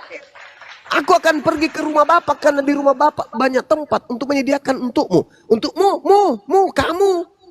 Bukan kepada yang di luar kamu. Makanya ketika ada seorang wanita Kanaan, wanita Samaria yang datang kepada Yesus, minta anaknya disembuhkan. Apa kata Yesus? Usir wanita itu. Dia mengikuti kita dengan teriak dari tadi. Tidak layak roti yang disediakan untuk anak diberikan kepada anjing. Kata Yesus dengan orang yang non-Yahudi yang bertemu dengannya. Orang yang hidup dengannya aja disebut anjing, bukan disebut domba. Apa kata wanita itu? Benar Tuhan, tapi bukankah anjing makan sampah yang jatuh dari meja tuannya? Apa kata Yesus? Besar imanmu ibu, benar imanmu ibu. Jadilah seperti apa yang engkau inginkan. Apa yang dibenarkan oleh Yesus di situ? Pengakuan wanita tadi kalau dia adalah anjing yang makan sampah dari meja tuannya. Sembuh nggak anaknya? Sembuh. Jadi pengikut nggak wanita itu? Tidak. Apatah lagi kita yang hidup di hari ini. Tapi bagaimana Kristen itu bisa bertahan? Karena Kristen menganggap bahwa Yesus sedang berbicara dengan dirinya. Itu kekeliruan, itu kekonyolan yang sangat luar biasa. Yesus Kalau saya mengatakan, melihatnya begini Bang Suma, silakan. ketika Yesus hadir dalam konteks Bani Israel, dia kan menegaskan tentang hukum-hukum Taurat yang sebelumnya dibawa oleh para nabi terdahulu. Dia menegaskan itu. Makanya Yesus sering dikatakan firman Allah itu sendiri, penyambung lidah Allah itu sendiri. Nah, ketika dia menyampaikan tentang hal kerajaan surga, bagaimana berbuat terhadap sesama di dalam konteks bangsa Yahudi, nah semua cerminan hidupnya, apa yang dia lakukan, itulah yang menjadi patokan dasar bagi para murid-muridnya untuk menceritakan kepada orang-orang di luar bangsa Yahudi. Sehingga ketika itu dikerjakan oleh para rasul, maka dalam kisah para rasul itu sendiri, banyak orang yang memberi diri untuk mau mendengar tentang Injil itu sendiri, tentang kabar baik yang dibawa oleh Yesus. Dan pada saat itu, dari orang yang mau mendengar, dari orang yang mau menerima cerita tentang Injil yang disampaikan oleh Yesus sendiri, itulah yang membuat orang datang dalam kisah para rasul di Antioquia sendiri, dan banyak orang dibaptis, sehingga disitulah pertama kali disebut sebagai Kristen. Memang Yesus sendiri tidak pernah mengeluarkan dari mulutnya bahwa ada kata Kristen atau mengatakan bahwa kamu Kristen. Kata-kata Kristen itu sendiri memang tidak ada dari mulut Tuhan Yesus sendiri, karena Yesus mati itu wafat masih dalam agama Yahudi, Bang Suma, itu yang saya tahu. Tetapi karena teladan hidupnya, berita yang dia bawa, cerminan hidupnya, ya seperti kalau dalam Muslim ya, kalau tidak salah bisa diluruskan kalau salah, teladan-teladan Nabi itu, ya itulah yang dijadikan patokan beberapa cara hidup beragama orang Muslim, karena Nabi melakukan hal-hal yang bisa diteladani. Begitu juga dengan Yesus. Nah, apa yang dilakukan Yesus, apa yang disampaikan, itulah yang dilihat sebagai kabar baik Injil. Diteruskanlah oleh murid-murid untuk semua bangsa. Dan di Antioquia terjadilah Kristen pertama atau gereja mula-mula pada saat itu. Dan memang dalam amanat agung juga dalam Matius 28, Yesus sendiri mengatakan, pergilah sampai ke ujung bumi untuk memberitakan Injil. Jadi memang kalau sejarah memang Yesus datang bagi Bani Israel. Tetapi ketika murid-murid yang hidup sesama Yesus, Yohanes sendiri yang melihat bahwa oh memang Yesus ini orang yang suci, mengadakan mujizat, teladan, itulah yang diteruskan kepada orang di luar bangsa Israel. Sehingga saya secara pribadi memahami bahwa keselamatan itu tidak boleh hanya untuk orang Israel saja, tetapi kepada semua bangsa. Iya. Begitu Bang Suma. Baik, jadi gini. Ketika Yesus itu datang, dia tidak pernah mencederai firman Tuhan yang diterimanya. Kalau kedudukannya hanya rasul, dan rasul. Dia hanya utusan Tuhan. Kesaksiannya pun sebagai kesaksian seorang rasul. Yohanes 5 nomor 36, ada kesaksianku yang lebih penting dari kesaksian Yohanes Pembaptis, bahwa seluruh mukjizat yang aku lakukan, mukjizat itu yang bersaksi tentang aku bahwa Bapa yang telah mengutus aku. Yesus hanya untuk Bani Israel. Itu pengakuan dari mulutnya. Nah, sebelum hadirnya Kristen, adakah pesan-pesan atau wasiat-wasiat yang kemudian menjadi pamungkas pengajaran Yesus kepada Bani Israel muridnya? Ada. Di antaranya, Yesus berpesan agar waspada kepada penyesat. Ini Kristen belum datang nih. Paulus belum muncul. Paulus nanti muncul di tahun 50-an. Apa kata Yesus di antara tahun 30 sampai tahun 33? Waspadalah kepada penyesat yang datang kepadamu dengan memakai namaku dan berkata akulah Kristus. Mereka akan menyesatkan banyak orang. Ini ucapan Yesus sebagai dosen kepada mahasiswa di dalam kampusnya. Kristen ada nggak di situ? Enggak. Antioquia itu Paulus. Lalu kemudian murid-muridnya diberi petuah, diberi kemudian nasihat. Waspada. Loh kok waspada kepada siapa guru? Waspada kepada penyesat. Penyesat ini tanda-tandanya apa? Memakai namaku. Di kisah para rasul sendiri, Bang Sumat, tidak hanya Paulus, ada Petrus, Yohanes, saksi mata sendiri. Iya betul, kan Yesus sudah mengatakan bahwa sebab Mesias palsu akan datang dan melakukan banyak mujizat. Yesus membuka nih. Dan sekiranya mungkin menyesatkan murid-murid pilihan juga. Ini belum ada Kristen, belum ada Kristen. Jadi kalau Kristen bertemu dengan murid Yesus dengan pola pengajaran yang sudah berbeda dengan Yesus, berarti penyesatnya berhasil kemudian menggenapi nubuat Yesus dalam Matius 24 nomor 24. Kristus palsu akan menyesatkan murid-murid pilihan juga. Nah sekarang, mari kita dudukkan perkaranya. Bagaimana Yesus? Siapa Yesus menurut Yesus? Yesus menurut Yesus dia adalah utusan Tuhan. Bagaimana hukum Taurat itu menurut Yesus? Hukum Taurat itu adalah hukum yang tidak boleh dibatalkan meskipun yang paling terkecil. Kalau dibatalkan kata Yesus Matius 5 nomor 19 akan menempati tempat terhina di dalam kerajaan langit. Lalu adakah Yesus kemudian menafikan bagaimana orang-orang bisa selamat dengan menjalankan hukum Taurat? Enggak ada. Bahkan Yesus mengajarkan ketika engkau ingin hidup yang kekal, apa yang diajarkan oleh Yesus dalam Matius 19? Jangan ini, jangan ini, jangan ini, jangan ini, jangan ini, jangan ini, jangan ini. Lalu orang kaya ini mengatakan, itu semua sudah aku lakukan guru. Kurang satu. Kata Yesus, apa itu? Jual hartamu berikan kepada si miskin. Itu rahasia untuk mendapatkan keselamatan. Itu ajaran Yesus. Udah selesai. Penyesatnya muncul. Apa yang terjadi? Hukum Taurat itu sampah.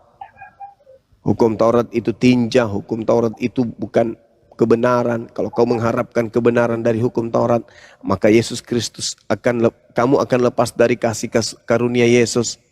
Sia-sia kematian Yesus kalau engkau masih mengharapkan kebenaran dalam hukum Taurat. Itu ajarannya. Yang tadinya Sabtu dirubah menjadi Minggu. Yang tadinya Tauhid Ahad dirubah menjadi Trinitas. Yang tadinya sinagoge berubah menjadi gereja. Yang tadinya kemudian jangan makan babi menjadi makan babi. Bersunat menjadi tidak bersunat. Ini. Habis itu orang-orang yang disesatkan ini mengaku kami pengikut Yesus loh. Padahal yang mereka ikuti bukan Yesus anak Maria. Kalau mereka mengikuti Yesus anak Maria, satu syaratnya. Apa itu? Mereka harus Bani Yakub. Kedua, mereka harus menjadi Yudaism. Itu kalau pengikut Yesus. Yesus anak Maria. Tapi karena mereka Kristen, polanya berbeda dengan Yesus anak Maria. Dan mereka mengatakan kami pengikut Yesus, kami mengikuti Kristus. Maka yang diikutinya adalah penyesat yang dinubuatkan oleh Yesus. Nah, mana kita sederhanakan? Matius 24 nomor 4 nomor 5. Waspadalah agar kamu jangan disesatkan. Kamu itu siapa? Bani Israel, murid-muridnya yang duduk bersamanya di Bukit Zaitun. Waspadalah agar kamu jangan disesatkan. Sebab akan banyak penyesat yang datang dengan memakai namaku. Banyak orang datang memakai nama Yesus dan berkata, aku ini, Yesus ini adalah Kristus. Pertanyaannya, siapa di antara dua agama besar ini, Islam atau Kristen, yang membawa nama Yesus dan mengklaim Yesus itu adalah Kristus? Islam kagak. Yang dibawa oleh oleh umat Islam adalah Nabi Muhammad. Sedangkan Kristen yang dibawa adalah Yesus Kristus. Dan mereka akan menyesatkan orang banyak. Nah, siapa nih yang membawa Kristus Yesus? Islamkah atau Kristen? Itu di dalam Matius 24 jelas sekali tuh. Waspadalah agar kamu jangan disesatkan, sebab akan banyak orang datang memakai namaku dan berkata, akulah Kristus. Jadi penyesat ini mengatakan Yesus itu Kristus. Mereka akan menyesatkan banyak orang. Nah, siapa itu yang menyesatkan banyak orang ini? Yang memakai nama Yesus, yang mengatakan Yesus itu adalah Kristus, yang mengaku diri mereka sebagai pengikut Kristus. Siapa mereka ini? Ya, itu singkatnya. Jadi kalau ada orang mengajarkan menyembah kepada Yesus karena Yesus itu Kristus, nah itulah orang-orang yang menggenapi yang dimaksud oleh Yesus tadi. Saya kira begitu. Saya kembalikan kepada siapa? Bang Handi. Mudah-mudahan beliau masih monitor. Monitor dong, ditanggapi dulu Bu Mary. Ya. Kian Santa masih monitor? Monitor Gurunda, monitor. Oke, Iya. Bang. Nah, Kalau di nanti Al-Quran di-spill, sendiri ini kan fotonya ada Putu namanya Dewi. kayak surat Maryam, Dewi surat Putu. Gurunda izin dikirim ke WA yang satunya Gurunda. Soalnya Oke, baik, HP baik. yang ini ya. Oke, sip. Lanjut Mbak, lanjut. bukan orang Jawa, Bang. Oh, iya, Bang Suma. iya, Jangan iya. panggil Mbak. Iya, sorry. Yendi. Lamar Pak. Yendi lamar Pak. Sholat adoma itu raya. Salat dia mah itu raya, iya. Anu maki Ya terroko. terus kan di Pak Bom. Tak era kenakan deh Pak Bom. Oke, Bang Suma. Bukan dia Salat usaha dia. yuk. Sulmi pale. Lanjut maki. Injo tak sakok, Mak. Minum ki dulu air. Minum kita dulu tas sakok kok. Kan dia pernah tuh. Baje. More-more. Tahu Bang? More di kana. Anak nape ya? Anak nambe. Anak-anak di pasau. Yang kayak begitu Bang Handi, satu kerbau itu. Wih. Kerbau maloton tuh Injo. Jarang bunga. Itu lombong. Nah ini kan pernah saya dengar, saya pernah diskusi dengan Bang Suma bilang begini sama saya. Contoh, surat Injil Lukas ditulis oleh Theophilus. Apakah itu saksi mata langsung melihat tentang karya-karya yang dibawa oleh Yesus? Nah, Theophilus itu anak angkatnya Paulus. ya seperti itu. Kalau Injil Yohanes jelas kan, Petrus jelas, tapi kalau Injil yang lain kan pernah Bang Suma sampaikan itu masih dalam pertanyaan tanda tanya besar. Nah, sekarang saya mau bertanya tentang kitab-kitab yang ada dalam Al-Quran seperti kitab Maryam, kitab Yusuf, yang saya lihat ya kitab Nuh. Nah itu bagaimana Bang Suma? Apakah kan seperti ini Bang Suma, kalau di Bible misalnya kitab Injil Yohanes berarti itu penglihatan Yohanes. Hanya nama surah gitu loh. Nah, kalau Maryam itu surah Maryam, Nuh, Yusuf itu judulnya seperti itu. Apakah ditulis? Ini pikiran kaum awam ya Bang Suma. Apakah juga ditulis misalnya Maryam yang penulisnya langsung, Yusuf penulisnya langsung, atau bagaimana? Atau judulnya itu hanya menceritakan tentang story tentang Maryam, story tentang Yusuf. Iya, betul. Benar sekali. Jadi itu hanya nama dari apa yang diceritakan dalam surah itu. Oh, seperti itu. Tapi kalau saya lihat dari keseluruhan, kalau hanya cerita tentang nama yang ada ini, Nabi Muhammad ini sedikit sekali, Bang Suma. Kalau dipresentasikan hanya 10% dalam Al-Quran. Iya, justru itu. Andai saja beliau yang mengarang, maka pasti lebih banyak dia ceritakan ibunya, ayahnya, dirinya. Tapi karena beliau menerima wahyu sesuai apa yang diwahyukan, itu yang disampaikan. Dia tidak bermegah untuk kemudian mengunggulkan dirinya. Beliau enggak melakukan itu.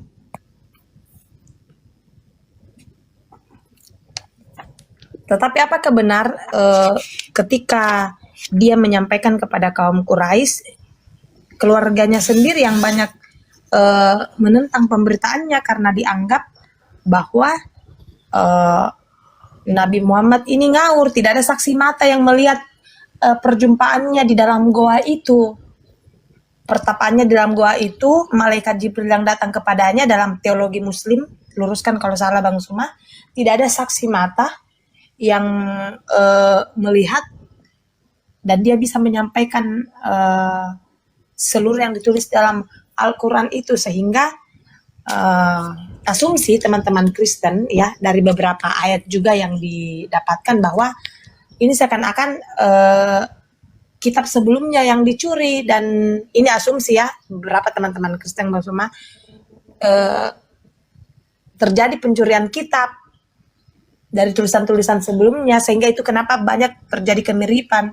Karena kalau dilihat dari apa yang disampaikan oleh Nabi Muhammad itu tidak ada saksi mata dalam gua itu, dan dilihat juga dari sejarah ketika dia menyampaikan Al-Quran itu sendiri, dia ditentang bukan dari luar tetapi dari kalangan keluarganya sendiri yang mengatakan dia berperilaku seperti orang yang tidak waras setelah dari gua itu. Nah itu kira-kira Bang Suma bagaimana Bang Suma? Ya, izin, Gurunda, itu pertanyaan terakhir ya Mbak ya, pertanyaan terakhir ya. Oke, baik. Itu juga bisa dikembalikan. Siapa saksi melihat Nabi Muhammad itu menjiplak kitab lain? Gak ada. Gak ada saksi, gak ada satupun narasi. Baik itu dari internal Islam atau dari luar Islam. Gak ada. Nabi Muhammad tidak mampu membaca kitab-kitab sebelum Al-Quran. Beliau Nabi yang ummi. Tidak bisa kemudian beliau itu membaca kitab Torah, kitab Tanakh, bahasa Ibrani, bahasa Yunani, atau bahasa apapun. Gak bisa Nabi Muhammad itu. Nah, sehingga kalau Anda bertanya siapa saksi? Sejazirah Arab yang menjadi saksi. Makanya kebenaran yang disampaikan itu diterima. Loh kok ini orang ini gak pernah baca kitab sebelumnya. Membahas tentang ini, membahas tentang itu. Kemudian mereka tak mampu untuk melawan kehebatan para penyair, kehebatan dari mereka yang orang-orang jahiliyah ini. Tidak mampu kemudian melawan kebenaran yang dibawa oleh Nabi Muhammad. Maka mereka pasrah. Oh ini nggak mungkin dikarang. Ini pasti adalah seorang Nabi. Maka dengan mudahnya ketika Nabi Muhammad melumpuhkan kota Mekah, tidak ada perlawanan sedikit pun. Mereka kemudian menerima Nabi Muhammad. Sampai hari ini. Sampai hari ini. Lalu bagaimana dengan kesaksian? Sebuah kebenaran itu tidak butuh saksi. Contoh, terjadi pembunuhan. Pembunuhan jelas terjadi. Bagaimana? Tidak ada yang melihat. Orang ini telah menikam orang tersebut, mati. Tapi tidak ada yang melihat. Apakah kemudian pembunuhan yang benar-benar terjadi ini batal? Karena tidak ada yang menjadi saksi. Enggak. Ada yang menjadi saksi ataupun tidak ada yang menjadi saksi, kebenaran tetaplah kebenaran. Sama seperti ini. Ada seorang wanita digauli seorang laki-laki. Tak ada yang melihat. Berjalannya waktu sebulan, 2 bulan, 3 bulan, 4 bulan, 5 bulan, perut makin membesar. Maka orang akan mengatakan bahwa wanita ini benar-benar sudah digauli. Meskipun tidak ada yang melihat. Tapi setelahnya ada efek, setelahnya ada bukti. Maka tanpa melihat ada saksi pada saat berlakunya laki-laki menggauli wanita tersebut, di USG perutnya ternyata ada janin di dalam. Lama kelamaan perutnya membesar, akhirnya dia melahirkan. Maka apa yang terjadi? Tanpa saksi, orang semua bisa menyatakan wanita ini pernah didatangi dan digauli oleh seorang laki-laki. Ini buktinya. Begitu juga Nabi Muhammad. Apa buktinya? Apa yang keluar dari Nabi Muhammad? Al-Quranul Karim. Maka tanpa ada saksi melihat malaikat Jibril atau Roh Kudus datang kepada beliau dengan kebenaran Al-Quran yang dia bawa sudah 1400 tahun silam, maka kami bersaksi bahwa tanpa melihat malaikat Jibril datang kepadanya, kami mengatakan dulu pernah Roh Kudus datang kepada beliau mengajarkan Al-Quran. Ini buktinya. Sama ketika kita mengatakan, mana buktinya wanita ini pernah digauli? Ini buktinya. Ini ada anaknya. Periksa DNA-nya. Pasti dia pernah dihamili. Bapak pernah digauli sampai dia hamil. Ini buktinya. Apakah ada bisa yang menolak? Ada yang bisa menolak tentang lahirnya seorang bayi dari seorang rahim wanita? Enggak ada. Kami menolaknya. Dia tidak hamil kok. Dia tidak melahirkan kok. Padahal anak sudah nyata. Orang ini sebelum melahirkan perutnya kembung besar.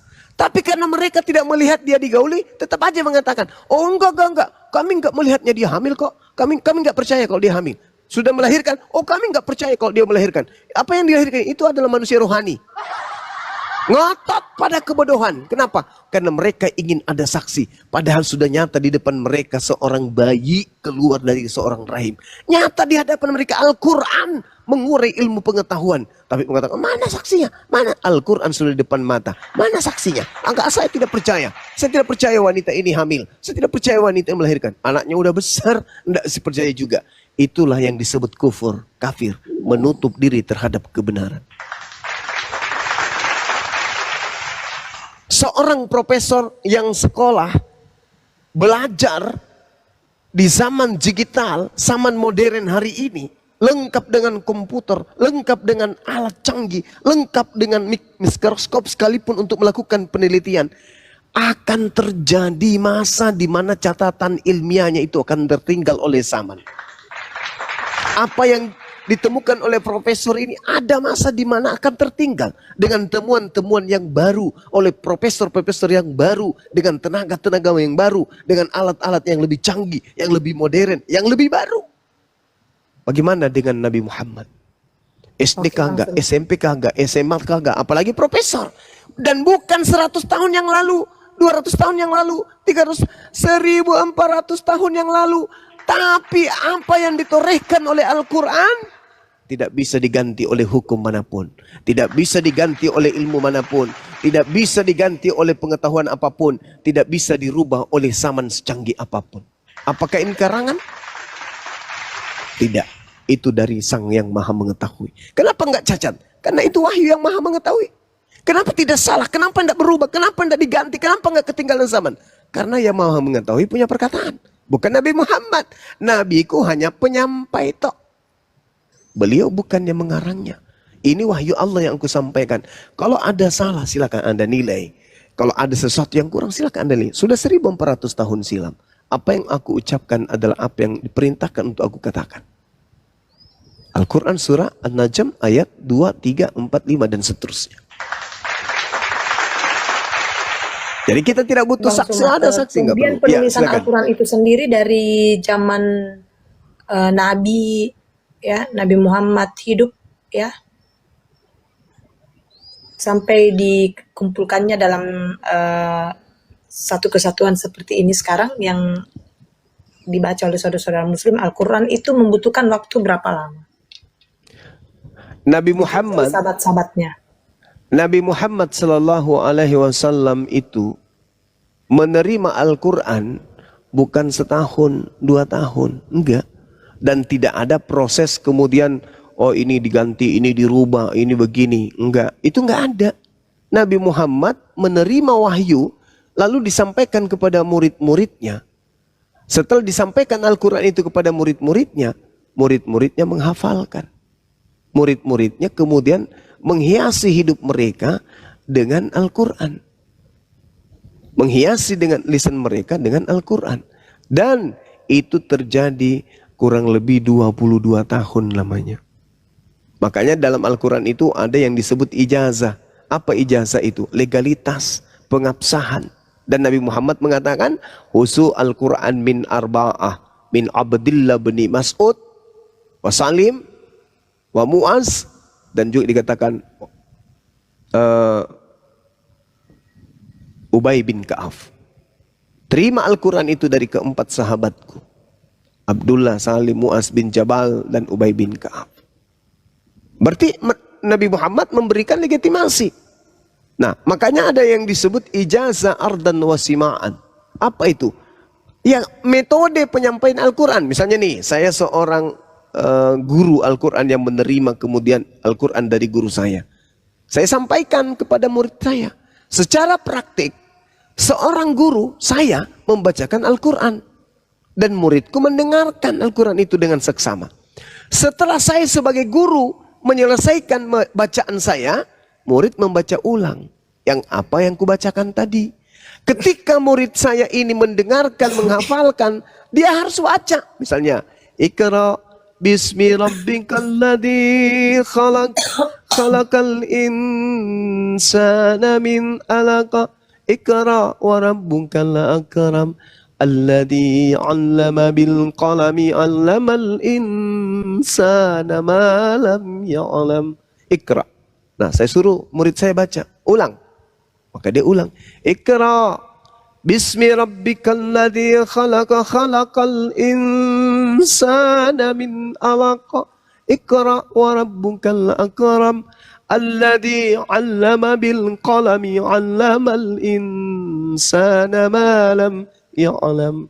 Kalla innal insana la yatagha ar-ra'ahu istaghna inna ila rabbika raj'a ara'aita alladhi yanha abadan idza shalla. Dibaca oleh sahabat.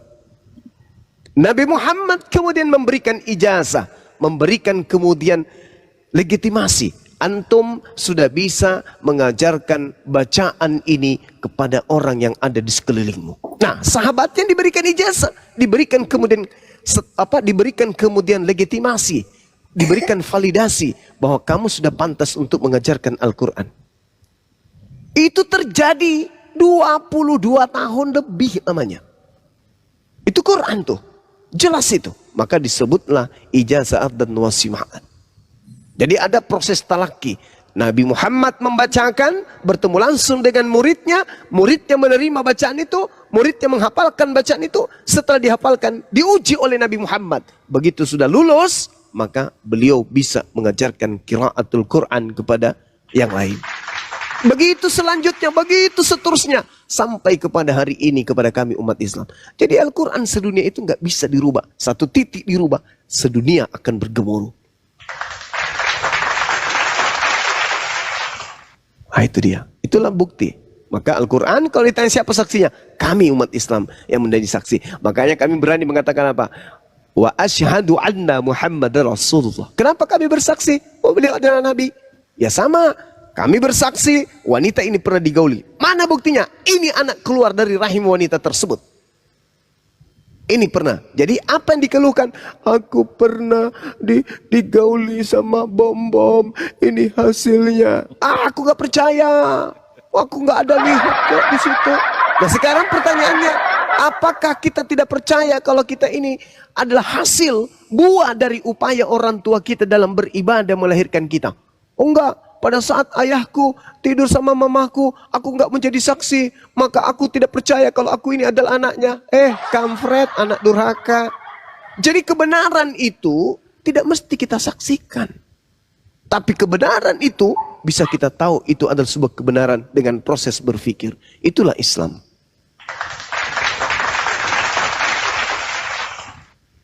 Saya kira begitu. Ya, kalau mendengar sendiri dari konsep-konsep teologi dari Muslim itu sendiri, Bang Suma, dan juga dari kisah-kisah Nabi, saya melihat betapa damainya ya teori-teorinya itu ya, Bang Suma.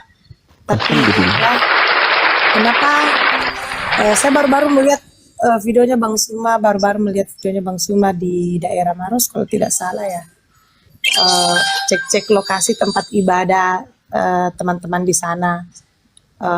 Saya tidak tahu apa maksud perkunjungannya di sana, hanya saja ya seperti yang Bang Suma tadi sampaikan ke saya secara pribadi, itu menyentuh sekali bahwa renungkan ya, pikirkan baik-baik, renungkan dengan hati yang tenang ya. Setiap manusia memiliki kebebasan dan bla bla bla.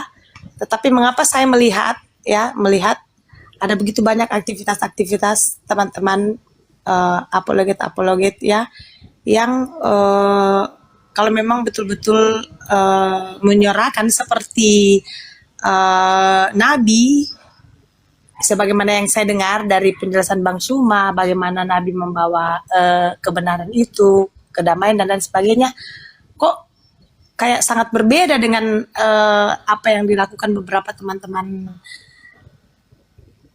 yang ada seperti itu, Bang Suma. Baik. Gak apa-apa. Kebetulan saya yang terjun langsung di lapangan. Saya jawab. Kita pelakunya. Iya, saya jawab. Jadi gini, Maros itu dikenal dengan sebuah budaya.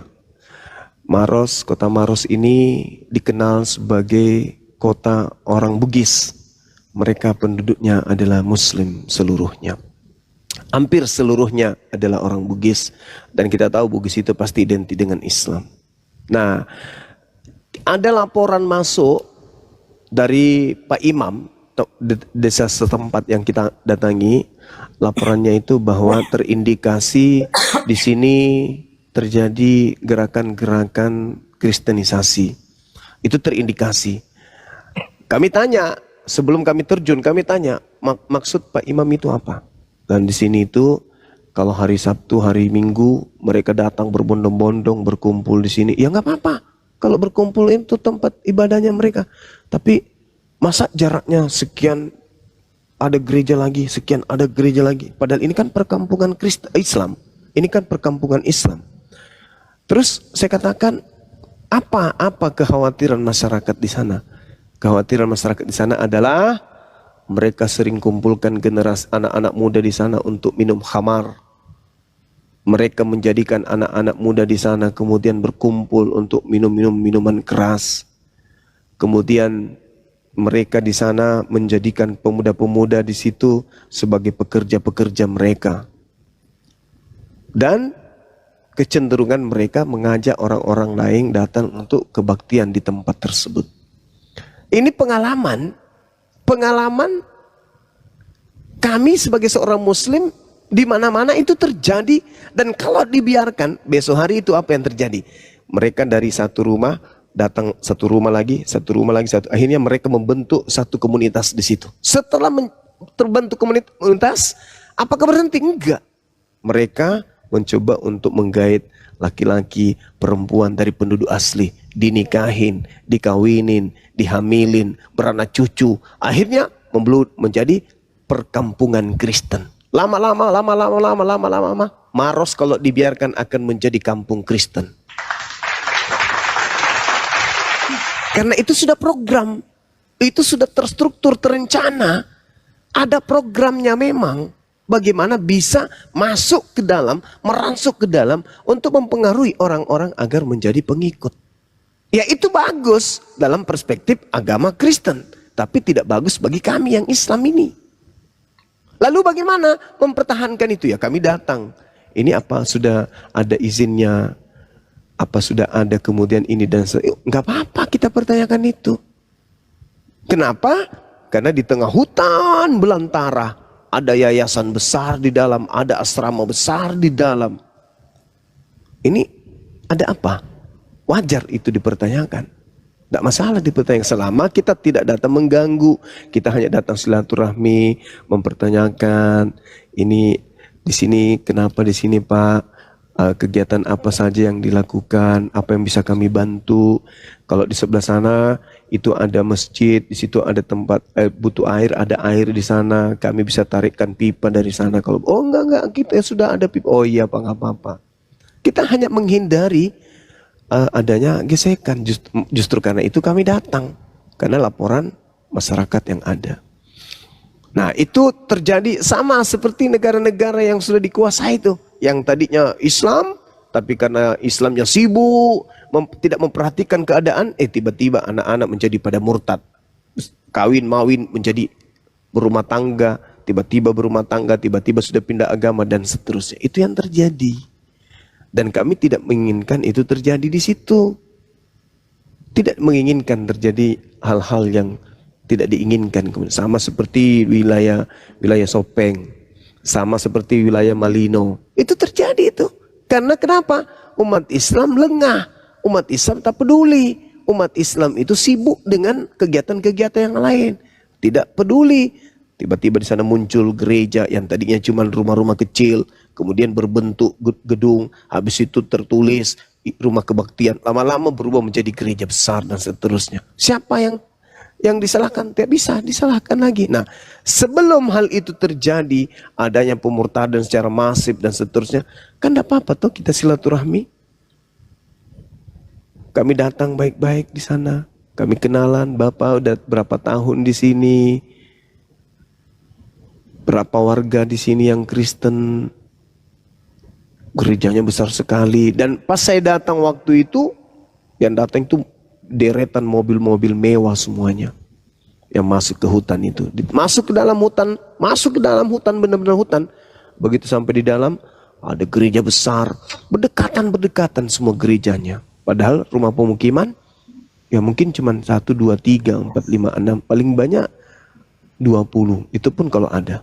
Tapi gereja-gereja besar ternyata yang datang beribadah itu orang dari jauh, datang ke situ pakai mobil-mobil mewah. Kenapa nggak di kota aja gerejanya yang sudah ada besar? Kenapa harus di tengah hutan? Di mana hutan di situ perkampungan Bugis semuanya. Tapi kami nggak memaksakan, kami nggak mengatakan jangan bangun, enggak. Kami cuma datang silaturahmi saja, ya, supaya mereka juga tahu, oh ternyata kegiatan kita dipantau, oh ternyata kita di sini, masyarakat di sini sudah memahami kedatangan kita di tengah-tengah mereka. Itu maksudnya. Bukan datang untuk mengganggu, enggak. Kita ngobrol sama-sama. Mbak Sulayam be, oh Sule nak Toraja, oh doh. Sama-sama berarti sulit, sama-sama sulit kalau begitu. Begitu. Jadi bukan niatan untuk ini. Kita hanya Oke Bang Suma. supaya tidak terjadi apa-apa yang tidak diinginkan kemudian, kan begitu. Ya, baik. Izin Gurunda, Mbak Mary mungkin dicukupkan ya, kita ganti dengan Kristen yang lain. Kebetulan kita ada acara sedikit ya, berita duka buat teman-teman Muslim. Kita akan sepil dulu ya Bunda Mary ya. Teman moderator jangan naikin dulu Kristen yang lain. Ini 20 lebih nih teman-teman Kristen yang minta naik, saya cek. Oke, masih Baik. banyak kosong. Oke, siap. Ya. Terima kasih Bang Suma, Bang Handi. Iya, Os. sama-sama. Ya, Oke, siap. kure semua. Ini Ibu Mary terakhir ya. Terakhir. Nah, demikian tadi kamu ya, yang dimana perdebatan itu berlangsung dan ya agak lumayan panjang ya, karena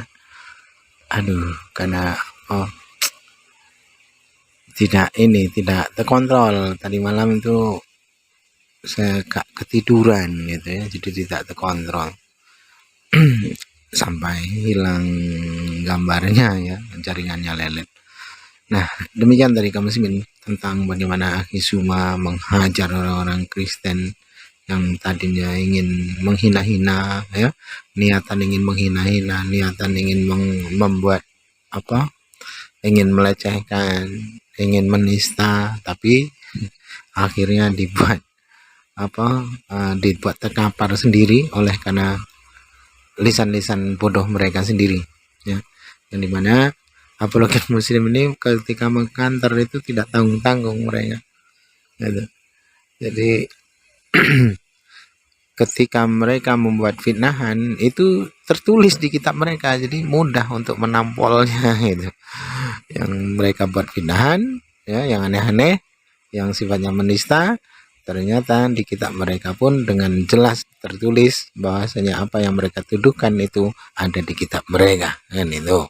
Walaupun segala sesuatunya itu mereka ini sudah benar sekali apa yang mereka tuduhkan itu, padahal itu adalah semua fitnahan, hanyalah sebuah fitnahan, hanyalah sebuah dusta yang ternyata itu tertulis di kitab mereka ya.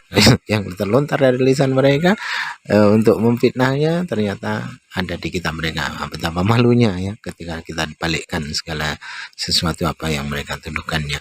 Baik kaum muslimin, mungkin hanya itu saja yang dapat saya sampaikan, dan saya Ribu Desani. Wassalamualaikum warahmatullahi wabarakatuh.